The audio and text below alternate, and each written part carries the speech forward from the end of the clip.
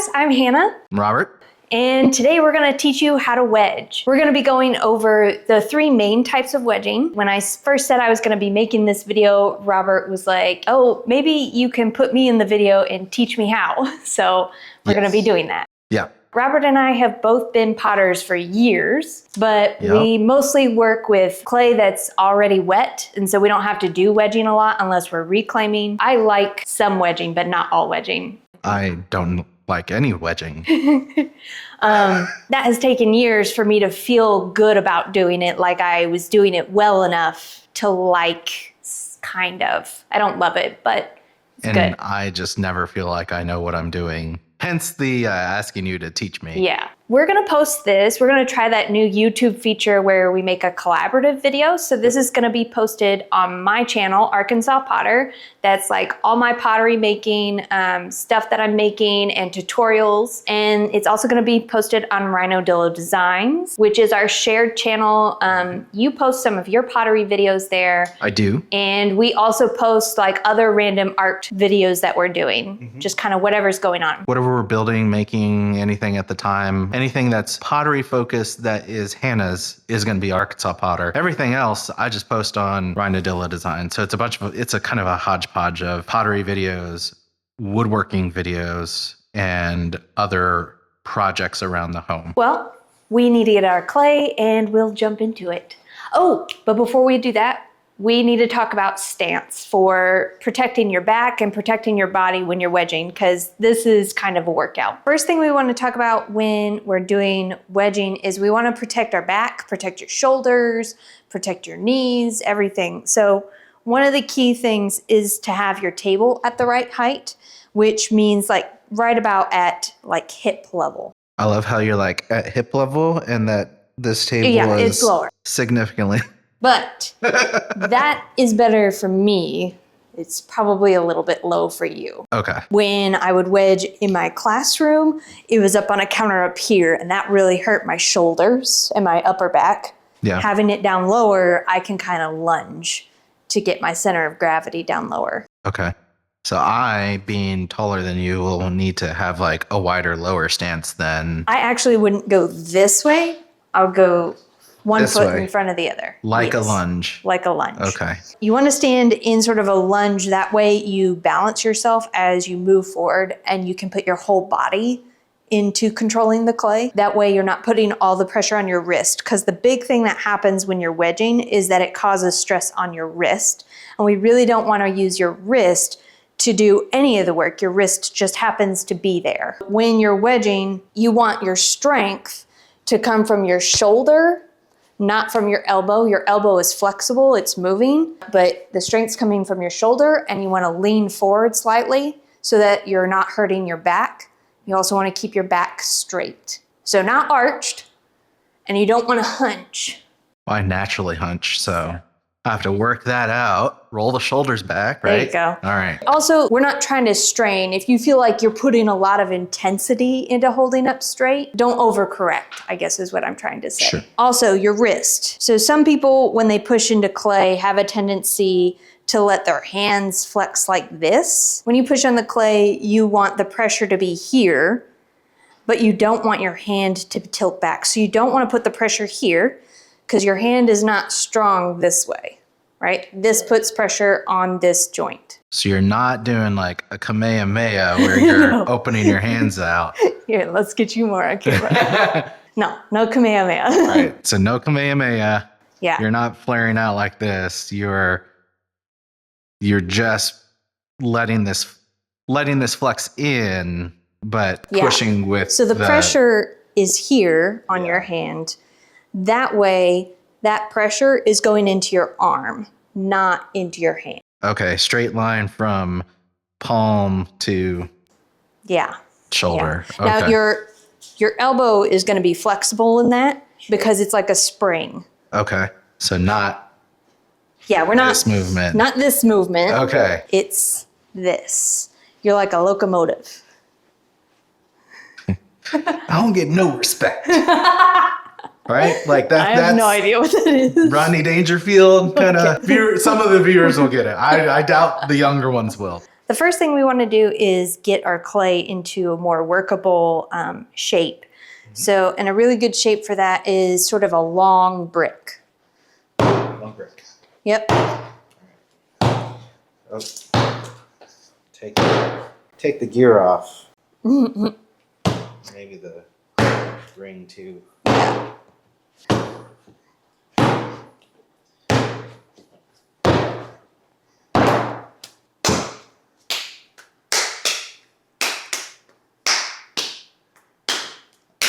Multiple ways of getting there, right? Yes. All right, long brick. We're going to do spiral wedging first. Spiral wedging is probably the most common type.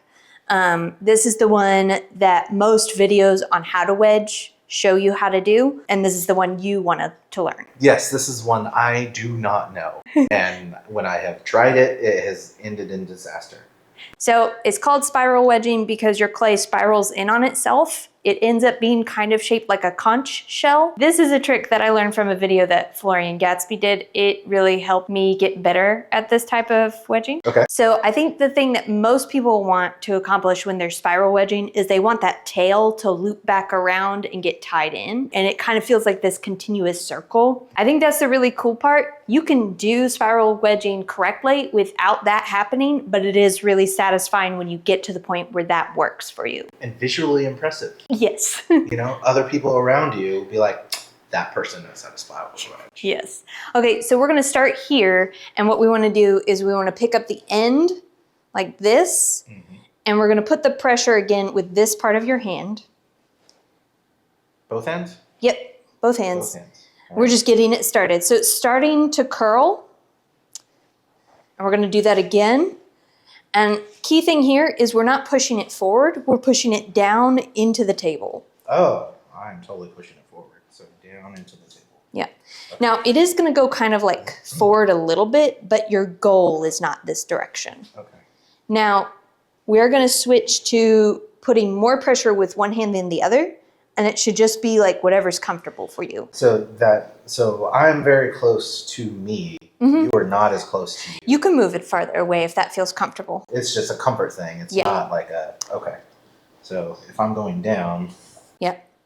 that. And once you get kind of like used to it, you're going to rock in a way that feels more comfortable to you. Yeah. But when you're learning it, this is going to be a new motion for your muscles to learn. So it's going to feel a little bit awkward at first, and you just got to keep moving through that awkwardness until it feels right. Okay.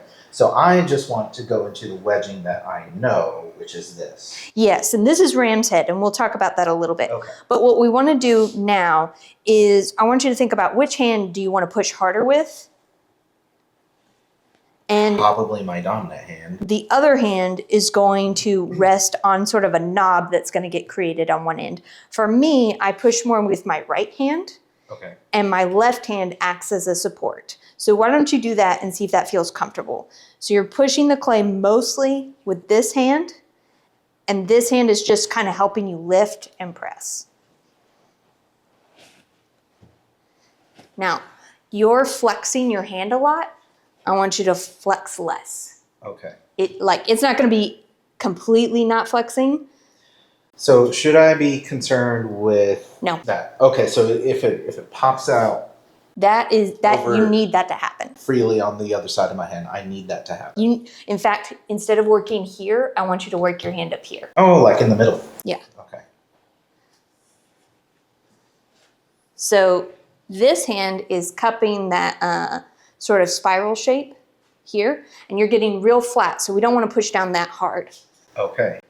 You want it to stay like a three-dimensional conch shell. See how it stays like a cone? Yeah, and this is like... This is flat. So if I pick yours up, it is a cone, but it's much skinnier this way than this way. Okay. So you want it to move like this. All right. So let me start from the beginning. Sure. This time when we start, let's start with that stronger hand, more on top. This one is supporting. We're going to pick up, and we're going to spin that in. Hold on, spin it in where? So it's like this.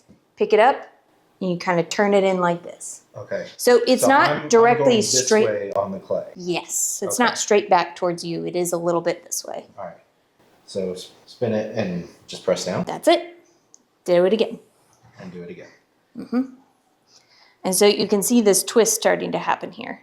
Okay. Now you're pushing a lot. I want you to keep your clay thick. Okay, so I get in the habit of just like trying to Really push it down, and that's just not necessary. okay. See, this is my frustration. This is going to make good content because people are going to have the same frustrations as you. Sure. All right, let's see if I can figure this out. So I'm lifting. That's it. And that's it. So, like, see how thick your clay is? Okay. We don't want it to be thinner. I'm not flattening it. I'm basically getting it into a ball. Yes. Okay, so just put it into a ball. But it's a cone. Okay. There is going to be sort of a knob here under this hand, and that's just going to develop from the shape that this hand is. The shape of your other hand is going to determine the shape of your cone. Okay. So I'm pushing with this hand. This hand is along for the ride, and it's keeping the clay from flying off and doing whatever it wants. Okay. Is there any rotation that is happening? Yes. So you see how my clay is pinching together here? Yes. But how it's still very thick. Yes. And even this part feels thinner, but it is thinner in comparison. It is still thick. Okay. We should never get as thin as a slab. Okay. This part I'm not worried about. This is going to turn into the tail and is going to wrap back under as I keep going. Okay. So that's where my hang up is. I think that like all of this excess that's to the right of my hand here is wrong. Like I need to No. incorporate it back in. So if you're rocking the correct way, it's going to wrap back around because of your rocking motion. Okay. So when you pick up and you press back in, see how when I press, that tail gets pushed down? Yeah. Okay, so you're doing something interesting. Okay. I'm seeing you like pull this up and then almost rotate like this. Yes. Okay. So you are rotating. Yeah, there is a subtle rotation. I'm not pulling just back to myself. If I was going back to myself, that is ram's head wedging. Which is what I do. Okay. Yeah. The other thing that happens to me is it starts moving this way. Okay, naturally the clay is going to move because you're rocking it. What you want to start to do is be aware of like how you're moving. So when I move and I press back down, my clay is moving this way, right? And so I've got to pay attention to, okay, if it's moving this direction, occasionally maybe I just pick it up and I move it back. Or I start to think, okay, maybe I can rock it a little bit differently and it'll stay where I want. So that's the big thing about wedging is you've got to get in there and do it. And then you've got to know, like, what is my body doing? How can I adjust my movements? I think another thing that's helpful is you don't want to think about pressing the clay into the board. You're twisting the clay in on itself. Okay. So you're trying to create this spiral here. And the table is just helping you accomplish that. Table's like a third hand. So this is a lot easier than what I was making it out to be. Good. I'm not trying to incorporate it by pressing all the way down. Right. I am just repeatedly forming it into this little lump. Yeah. So let's hold up your spiral to this above camera. So you can see how your clay is wrapping around here. Yes. And going up to there. Now, one thing I see you doing is you're kind of grabbing your clay under here. You don't need to rotate it that much in one go. So having your hands here, lifting slightly and pushing just a little bit. It doesn't have to be like everything at once. Try not to grip with your fingers. Try to let them hang out.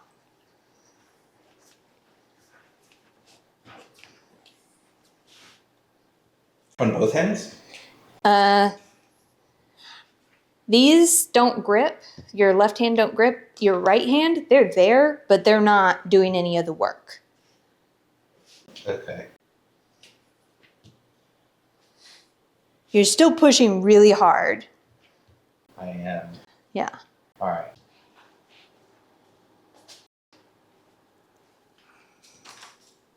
All right, what am I doing wrong? So you're still pushing down really hard. You shouldn't ever get a fold. So when you're pushing down so hard that the clay comes up behind the heel of your hand. Okay. That's it. Okay. So the clay shouldn't be folding. The folds come just because it's spinning. So I think I want to try to start off with a ball instead of a brick Okay. and see what that does. So we'll start off with like ram's head, which is like just the first motion, but then you shift into, I'm not sure what you shift into. Okay. Ram's head uses both hands equally. Yeah. We want to favor one hand over the other. In what? In lifting? In pulling? everything. In One everything? hand is doing more of the work. Okay. One hand is doing 75%. Okay. So this hand goes.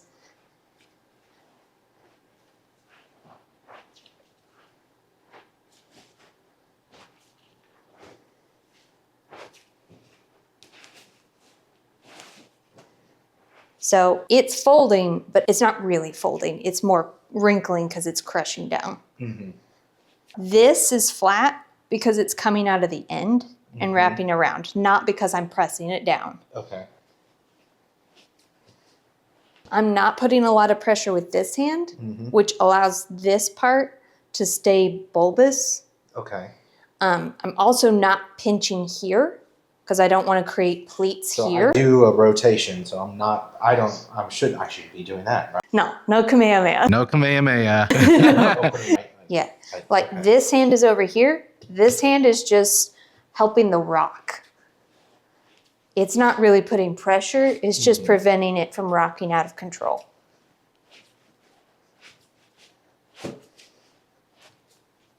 And when I'm pressing is here to here. Pick up. You're just folding it in like that. Yeah, you're just rotating it a little bit. It's a workout because you're doing it a lot, but it shouldn't be a workout because it's difficult.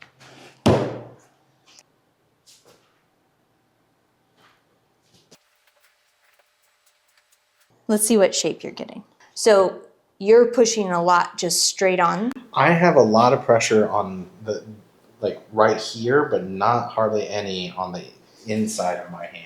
Okay, let me think about that. My pressure is coming from here. From all across your base. Just here, not even up here. Because you're not doing the work with your hand, you're doing the work with your arm. This hand shouldn't be pressing. It's not. Oh, okay. But my not pressing and your not pressing may be different. I'm rougher with things. Yeah. So you're rolling this way, right? And that's why this is coming out this direction. Okay. I want you to turn slightly. Okay. Doing it without the clay, what should my motion be? Like, am I pressing this way? It's not linear. It's not linear. It's not a straight line. Let me see if I can explain it. You lift, you're bringing the clay in towards you, turning it that way, but you're also you're not lifting it straight towards you. You're kind of doing this. So you're doing this? Yeah, but less exaggerated. Like so subtle that it feels like you're doing a straight line. What is that doing? So when you lift this way, it gets the tail to go this way. Okay, so when you're rocking like this, you're bringing it up here. That upright is pushing The tail back. Okay. The other thing that's doing is that because you're making a cone, it's going to rock that way because it's a cone. Mm-hmm. So if you're just trying to keep it straight, you're going to make a cylinder. Which is what I've been doing. And that's why you're trying to get this tail to be skinny. Yeah. And so you're pushing down too hard, and so all of it gets skinny. Okay. If it rotates, so it's almost like I'm pulling the cone up, but it rolls a little bit, like different, lopsided. Yeah, there you go. Pull it up onto its tail more, and then it's like you're laying it down on its tail. Yeah. Okay, now I'm getting a big buildup here. That's good. That's what you want. That's good. Okay. That's what this hand rests on. Okay. So the big buildup there doesn't matter. Yeah, this feels a lot different than what I was doing. And yeah, I can see the this forming now. Yeah. Okay. Don't clap, I'll make dust. And look, this is coming in. It is. Okay, and then to round it out, you just finish that way, right?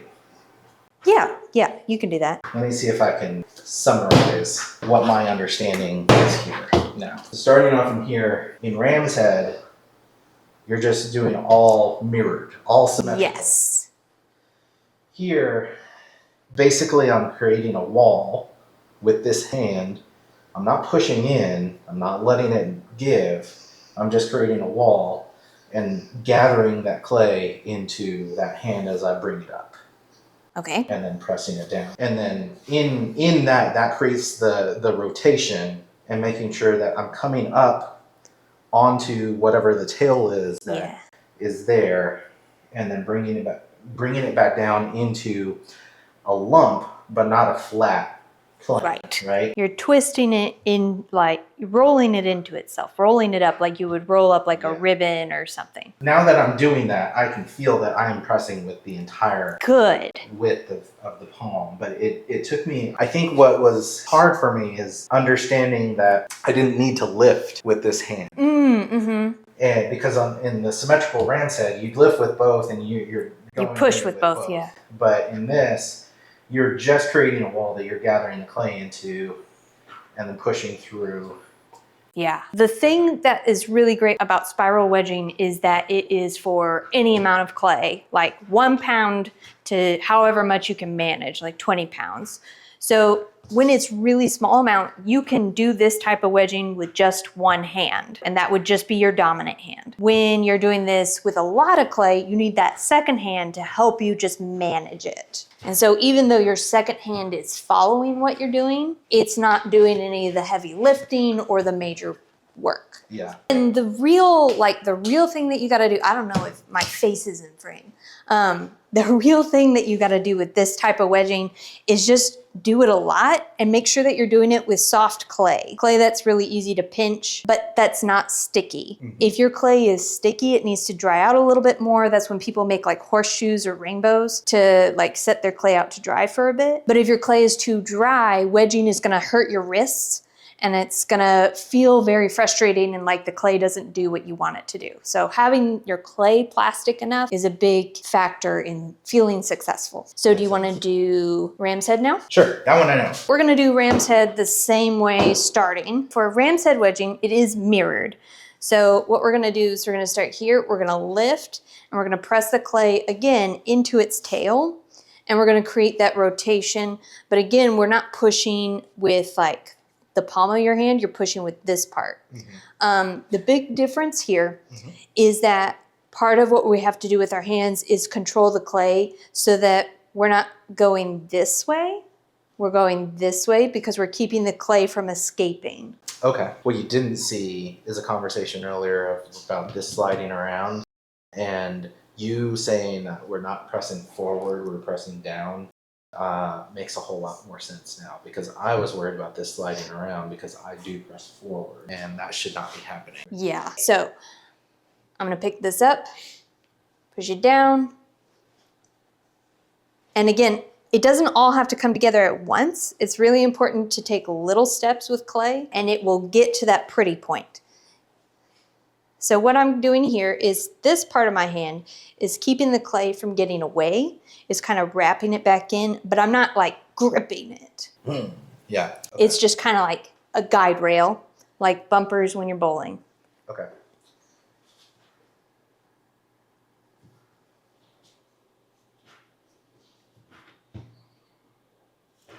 Yeah.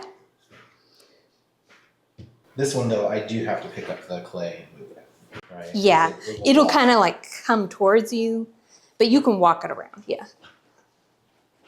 Now, ram's head wedging is ideal for small amounts of clay, like 1 pound. I wouldn't get too much bigger than what we have here. That's why spiral wedging is really good, is because you can manage a lot of clay with it. But because you're having to manage the tails and keep them from going out, you can't exceed like whatever your hands are able to hold. Man, I wish y'all could hear the pop that just happened of an air bubble in here.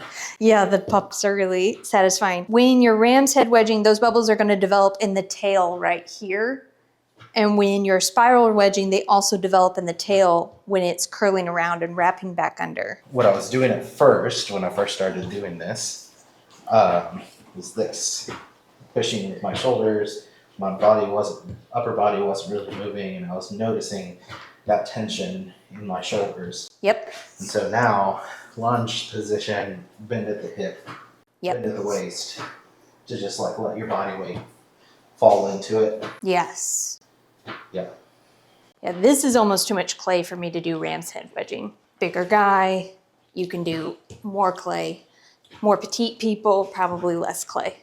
But anybody can do a large amount of clay with spiral wedging. Your clay is moving up this way and then down in. And so you're getting that spiral here. That's what the ram's head comes from, is because you're getting sort of a spiral here.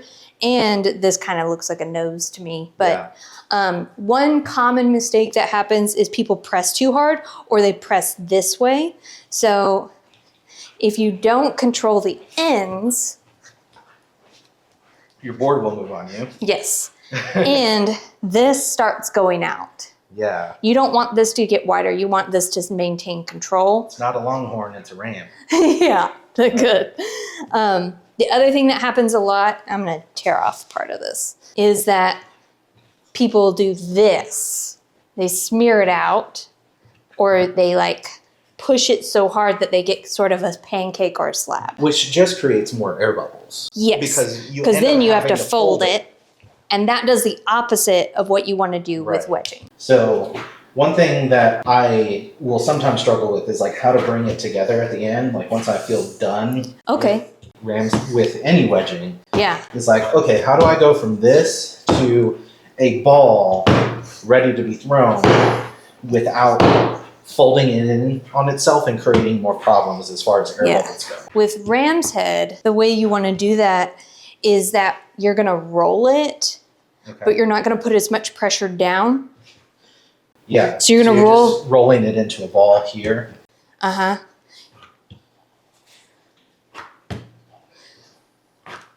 So like, think of it like you're kind of rolling a giant coil. Yeah. And then go ahead and like do that a little bit more. Okay. So you're basically just doing a cylinder. So you're going to go from this point here to bringing it in, not pressing so much. Yeah, now you want to think of the clay as like the external part that you're rolling on to stick onto the outside. Yeah. And so if you bring it into a cylinder, then you can then do this. Yep. Okay, so for a spiral wedge, when you gather it up and then you push it back down, you're just going to keep gathering instead. Oh, okay. And then you get sort of a cone shape, but you can keep going like this and just rolling it over. Yeah. And then on the end here, just turn that face down.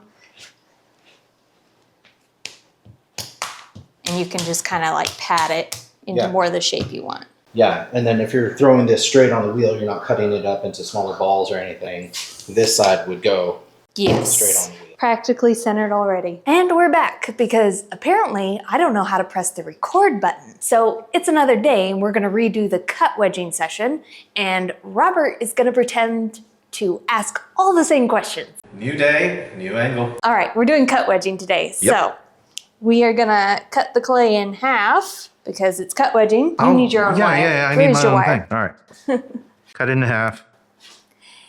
Now, I've heard this called cut wedging and slam wedging, and it is a combination of both things. Cut wedging is the only type where we're going to be dividing and recombining the clay. We're not just going to be pressing it into itself. So we're going to start by getting our clay into a brick shape.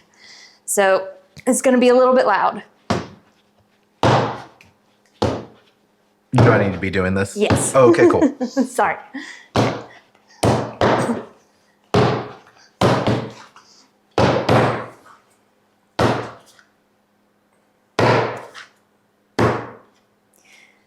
When you're doing this, don't do as we do, because you look closely enough, there's little bits of dust flying out. You probably shouldn't be breathing that in.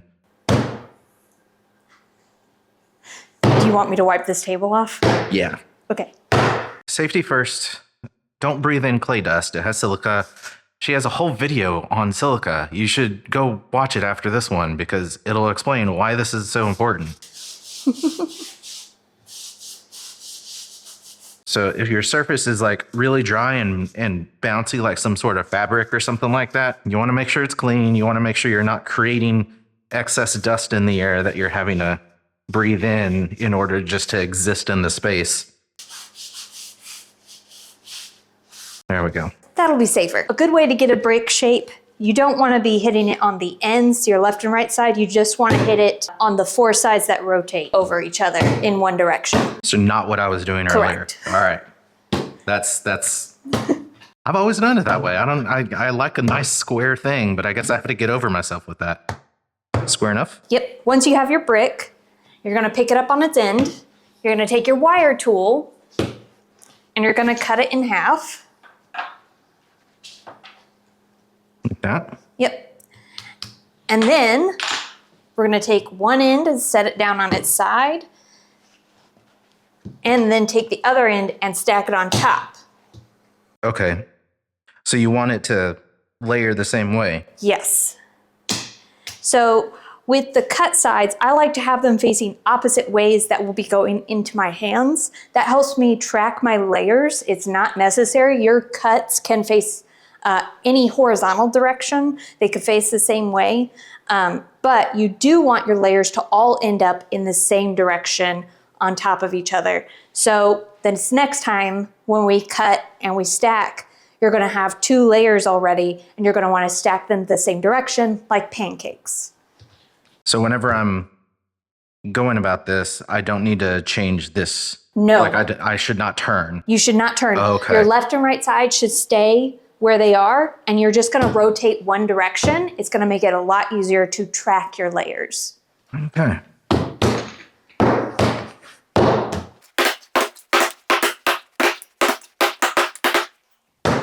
As a reminder for your health, bend your knees when you're doing this, don't lock them, and let gravity do most of the work. You can throw it down, but you don't have to put a lot of pressure into it. The clay weighs enough. Okay, so now I want to look at my clay and I want to look at which way my layers are going. So they are already going this way.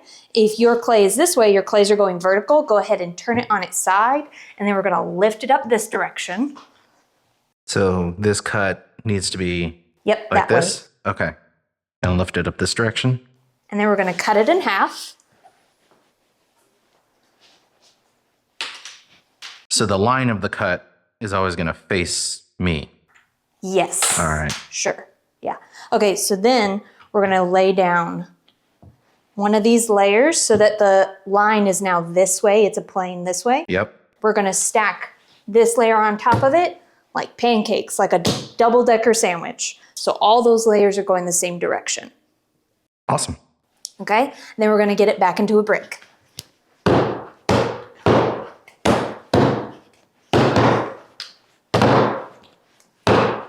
FY is taking all of me not to be like, she's a brick. Ow. Mighty. Not all of it. He's just doing it.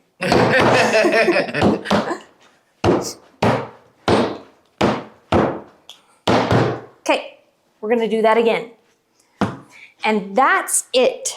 We're going to cut and slam those together. 25 times is a good number. If you think about it, we are exponentially building the layers. Every time we cut in half and stack, we're doubling.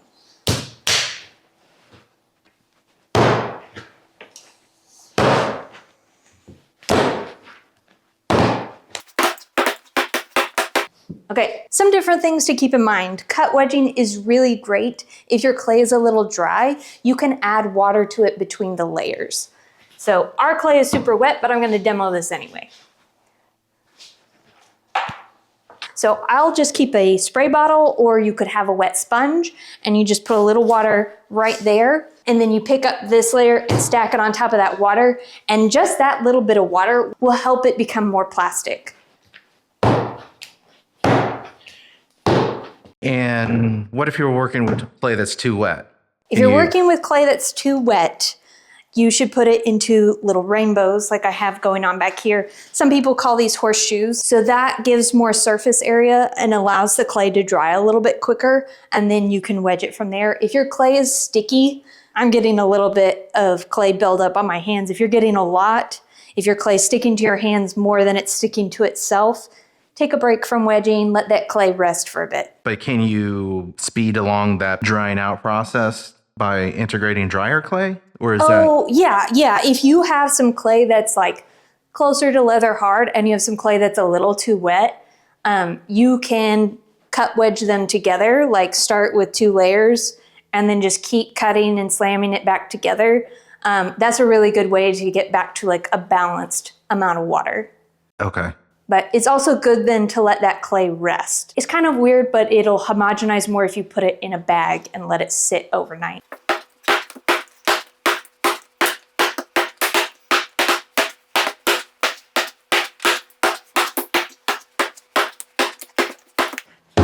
Keeping track of layers.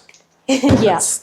I don't usually think about that. That's a little new to me. The first time when we thought we were recording, but we weren't, do you remember you stacked yours like your layers going into each other like 90 degrees? Yeah, I mean, I can show what I was doing because this is apparently wrong, but as one of our instructors likes to say, there's 100 ways to get to China.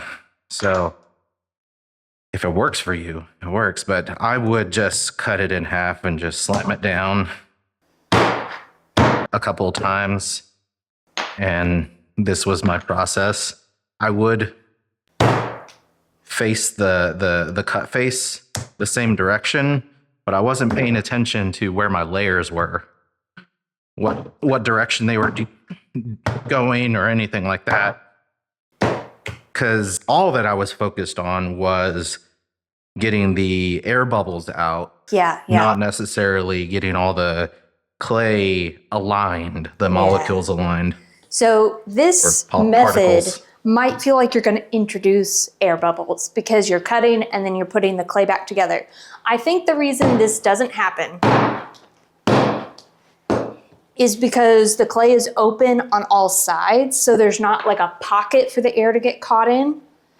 Now you could create an air bubble if you have a big indentation in like the top of your clay. So if I have a big dent in one side, I'll turn that face down and use the flatter side to stack. So the air, I think, can escape all the way around. And if you're spraying water in between, that's also help pushing that air out. So if you want to force that, you can always do that, right? Because if you're cutting there and you notice that there's a little bit of a concave instead of convex, you can make that convex, flip it over, make this side convex. Yeah. See, there's a divot there.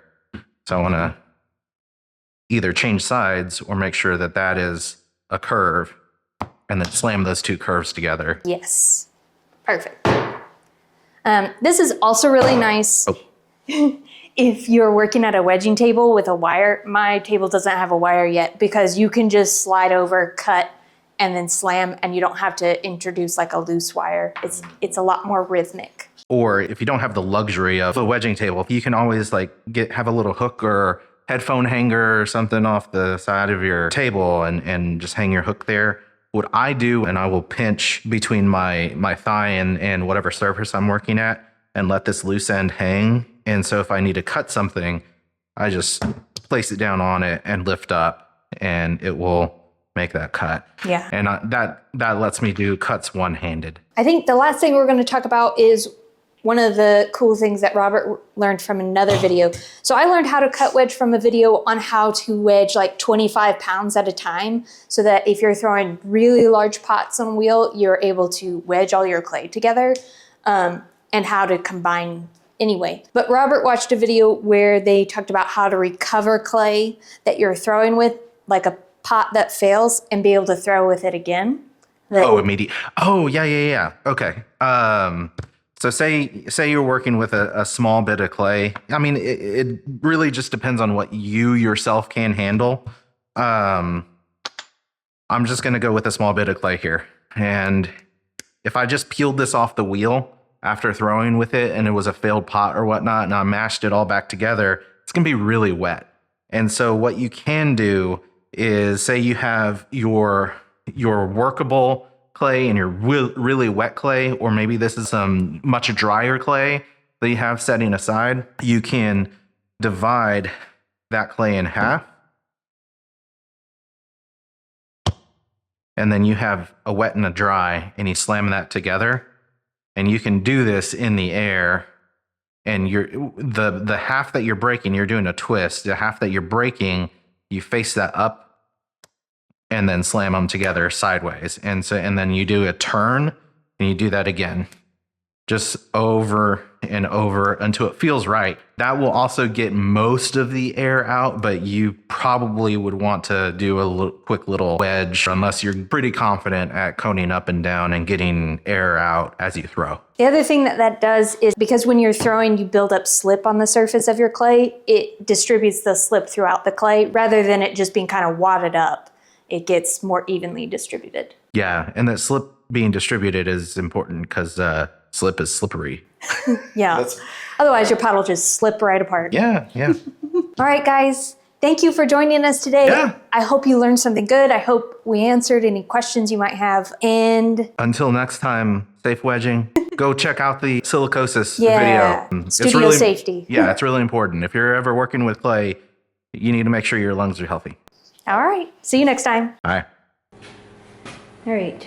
Will you say something to me? I'm saying something to you. Oh, boy.